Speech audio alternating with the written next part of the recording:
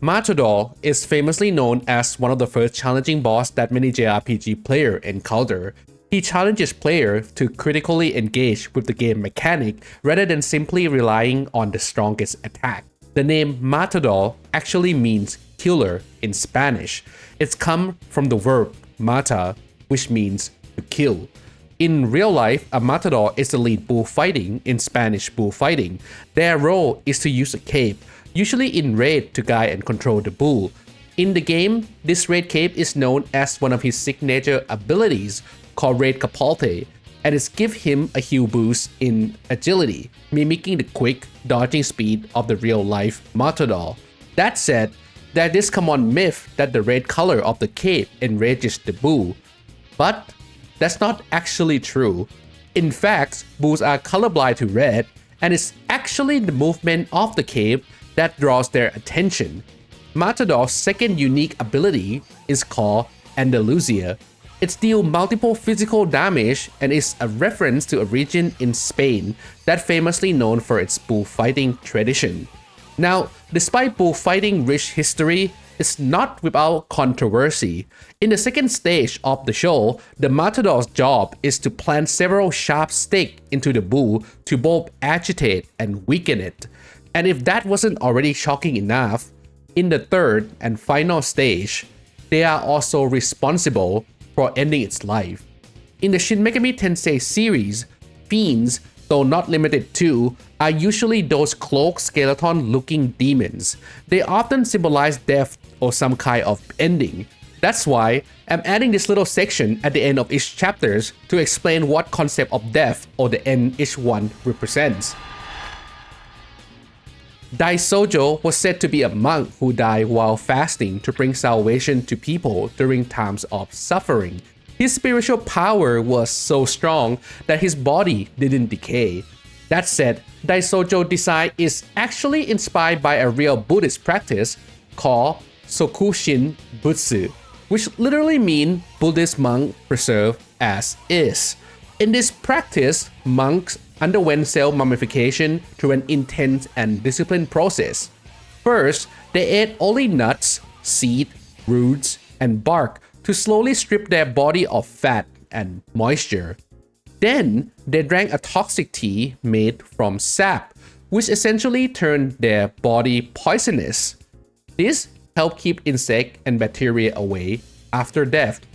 After that, the monk was placed alive into a small tomb, just big enough to sit in a meditation pose. The tomb had a bamboo tube to provide air, and each day, the monk would ring a bell to let people know that he's still alive. When the bell stopped, the bamboo tube was removed, and the tomb was sealed. About 1,000 days later, the tomb would then be reopened. If the body of the monk was well preserved, it was believed that they had reached enlightenment and become a living Buddha. Aside from the bell detail, in Shin Megami Tensei 5 Vengeance, the boss version of DAISOUJOU also has resistance to every common element in the game, reflecting his enlightenment state.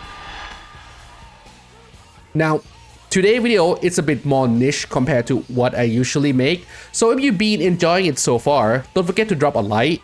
That way, I'll know there is interest in this kind of content as well. And consider subscribing to the channel for more Persona and SMT Explained.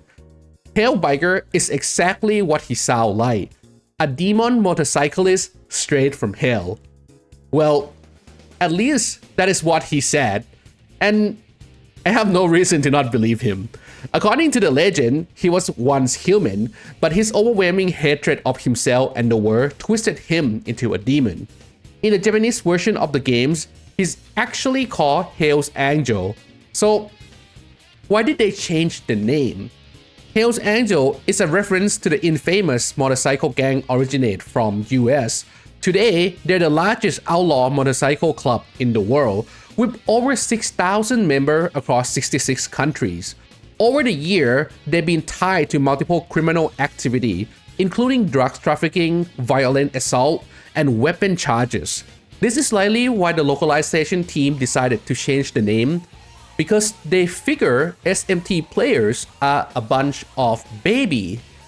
And, well, Yeah, kinda true. Now, here's something interesting. While Hell Biker official artwork has stayed pretty consistent over the years, his in-game look hasn't always lined up. In earlier games, like some of the older SMT and Persona title, his 3D models show up wearing a helmet, even though his artwork didn't. But starting with later entries, the helmet was dropped entirely, and now he shows up just like the original art. It's kinda funny when you think about it. It's like the dev couldn't decide if he was a safety-conscious biker or a full-blown hell-riding rebel who laughed in the face of death.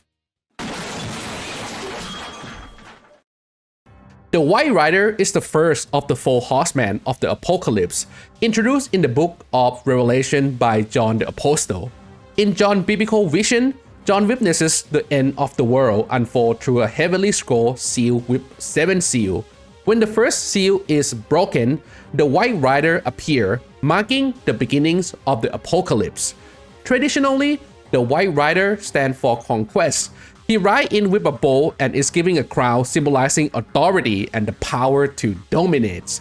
But later, some scholars started linking him to pestilence or a widespread disease. That idea gained traction because war was already represented by another horseman, and people wanted each one to have a distinct role. There's been a lot of debate over what the White Riders actually represent. Some see him as a symbol of divine conquest, righteous and good. Others believe he represents corrupt or unlawful conquest, putting him on the side of evil.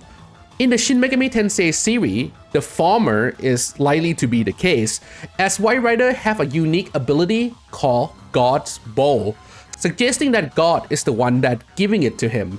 Furthermore, the White Rider is often accompanied by an angel-class demon once engaging in battles.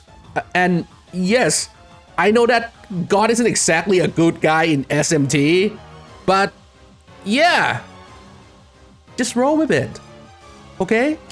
Now, another question you might have about the White Rider is probably, what's up with the eyes on his horse body? Well, while the Bible doesn't mention anything about a horse covered in eyes, it's slightly inspired by other divine beings John saw during his vision. In that same vision, John described the 4 living creatures. Each one had a unique face, one like a lion, one like an ox, one like a man, and one like a flying eagle. They each has 6 wings and were covered in eyes all around. The eye in this case are a powerful symbol of complete awareness. Now, whether the White Rider is seen as good or evil, one thing stays the same. His arrival is said to trigger civil wars and unrest, signaling the end of peace within the nation. That said, the rest of the figures we'll be talking about today are all tied directly to the Book of Revelation and God's final judgment, or basically the end of the world. But I'll do my best to break them down into different themes of death and the concept of the end. The Red Rider is the second of the 4 horsemen of the Apocalypse, and he's most often associated with war and bloodshed. Riding in on a red horse, he brings with him the chaos and the violence that follow armed conflict. He carries a massive sword pointing straight upward. This is a deliberate depiction, since an upward sword has long symbolized a declaration of war and a readiness to engage in battle, marking the end of peace. Some interpretations even compare him to ancient war gods like Mars from Roman mythology or his Greek counterpart Ares. Like those deities, the Red Rider represents raw, aggressive power and the destructive force of the military might. This theme also plays out in the games, where the first thing he does upon entering battle is use an ability called Call Soldier to summon powerful class angel to his side. This kind of minion summoning ability is a recurring theme among the 4 horsemen, starting with the White Riders, who have an ability named Summon or Call Angels. Now, while the Red Riders, like White Riders, also mark the end of peace, there's a key difference between them. The White Riders spark internal conflict and civil unrest, breaking nation from within. The Red Riders, on the other hand, unleash full-scale war, stripping peace from the world and turn nation and faction against each other in brutal, large-scale battles. The Black Riders, or your mama, don't hurt me, I'm a baby, is the third of the four horsemen of Apocalypse. He is the symbol of famine and scarcity. Riding a black horse, he brings with him hungers and economic collapse. The Black Riders hold a pair of scale. It represents the careful measuring and rationings of food when there just isn't enough to go around. His arrival usually follows the Red Rider who brings war, because in the wake of war, food supplies naturally run dry. In Shin Megami Tensei 5 Vengeance, he has an ability called Call Souls, which summons the demon Legion. This connection fits surprisingly well with his theme. In the Bible, Legion is the name of the many demons that possesses a single man, driving him to madness and self-destruction. In the same way, famines and scarcity can push people to desperate, even sinful action, almost as if they're being overtaken by something dark and uncontrollable. The arrival of the Black Rider doesn't just signal physical starvation, it marks a spiritual crisis. It's a taste of the soul, revealing what people are willing to become when stripped of comfort and pushed to the edge. Stole bread, die! The Pale Rider is the fourth and final horseman of the Apocalypse. Unlike the others, he is directly named Death. Boy, Death, I love you. He rides a pale colored horse and is said to be followed by Hades. The original Greek word for pale is chloros. It means a sickly greenish yellow color similar to the look of a decaying body. That's why some version of his depiction show his horse with a green tint instead of just pale white, to highlight the theme of death and decay. While pop culture often shows the White Riders carrying a scythe, the Book of Revelation actually doesn't mention any specific weapons. Instead, it focuses on his role and the devastation that follow him. According to Revelation, the Pale Rider is giving authority over a fourth of the earth, to kill with the sword, with famines, with plague, and even with wild beasts. Each of these methods ties back to the other horsemen. The sword reflects the military violence of the Red Riders. Famines mirrors the Black Riders, and plague connect to the White Riders. There are a couple of ways to interpret this. One view see the Pale Rider as the final resort of all the chaos unleashed by the others, serving as the one who brings everything to its deadly conclusion. Another view see him as a kind of commanders with authority over the other horsemen, using them as a tool to carry out his purpose. In Shin Megami Tensei 5 Vengeance, the Pale Rider is the strongest of the four riders in terms of level and overall stat.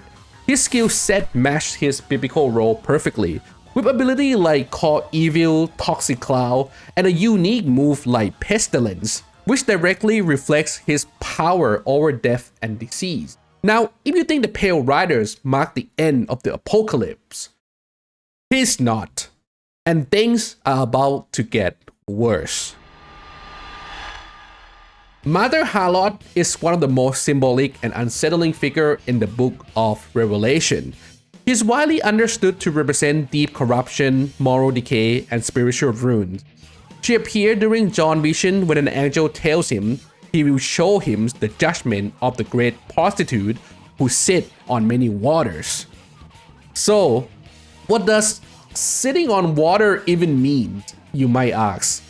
Later in the same chapters, the angel explained that the waters represent people, multitudes, nations, and languages. In other words, Mother Harlot's influence isn't limited to one place. She holds powers over a wide range of people and nations, making her a symbol of global corruption. John then describes seeing a striking woman dressed in rich purple and scarlet robes. In her hands, she holds a golden cup filled with abominations, and she's said to be drunk on the blood of sins and murder. On her forehead is a mysterious name written in bold: Babylon the Great, the mother of prostitutes and of the abominations of the earth. This name ties her directly to the ancient city of Babylon, which in biblical texts often represents rebellions against God and moral collapse on a massive scale.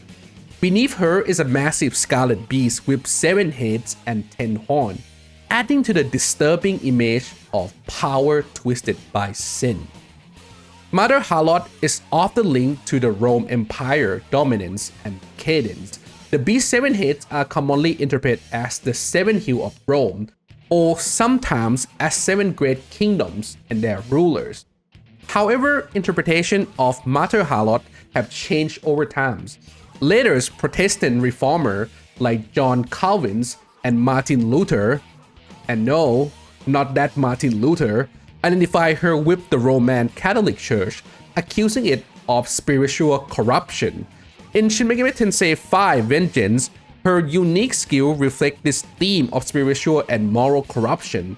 Her signature move, Babylon Goblets and Death Lust, deal almighty damage to all four while also inflict confusion and charm, 2 mental elements that perfectly align with her biblical portrayal. That said, according to the Apocalypse vision, the beast she rides eventually turn on her, just like an angel promised to show John. In the end, Mother Harlot is destroyed by the very force she once commanded, a powerful symbol that even the most dominant form of evil will fall. The Trumpeter is inspired by the 7 angels in the book of Revelation, each of whom sound a trumpet to reveal a wave of divine judgment. These angels appear after the 4 horsemen as part of the events that follow the breaking of the 7th and the final seal. Once that final seal is opened, there is a moment of silence in heaven, and then 7 angels are given trumpet. Each trumpet marks the beginning of a new event in a series of divine judgment that unfold leading up to the final judgment. The first trumpet brings a storm of hail and fire mixed with blood, burning a third of the earth trees and all the green grass. The second unleashes what appeared to be a massive, fiery mountain crashing into the sea, turning it into blood, wiping out a third of sea life and sinking a third of all ship. The third trumpet introduces a star called Wormwood, which fall from the sky and poison river and spring, killing many who drink the tainted water. The fourth darkened a third of a sun, moons, and star, plunging Earth into deeper darkness. And then things escalate further. The fifth trumpet, known as the First Wall, opened a bottomless pit filled with smoke and released strange locust-like creatures. They are described as unusual locusts that will harm people who do not have God's protection. The sixth trumpet, or Second Wall, released 4 angels who led a large army that kills a third of humanity using fire, smoke, and sulfur. Finally, the 7th trumpet, the Third Wall, signaled the arrival of God's kingdom. Heavens open, revealing the Ark of Covenants, and it's all accompanied by lightning, thunder, earthquakes, and hail. In Shin Megami Tensei 5 Vengeance, the trumpeter's skill set mirrored the scale and intensity of the trumpet judgment. He unleashed powerful spells from different elements that target all enemies, reflecting the wide-reaching nature of the disaster described in the book of Revelation. His unique skill, Evil Melody, has a chance to instant kill a foe, which is a bit underwhelming for me in terms of mechanic, but thematically it still fit his role and the story being told here, where even the sound of a trumpet can signal the end of the world as we know it.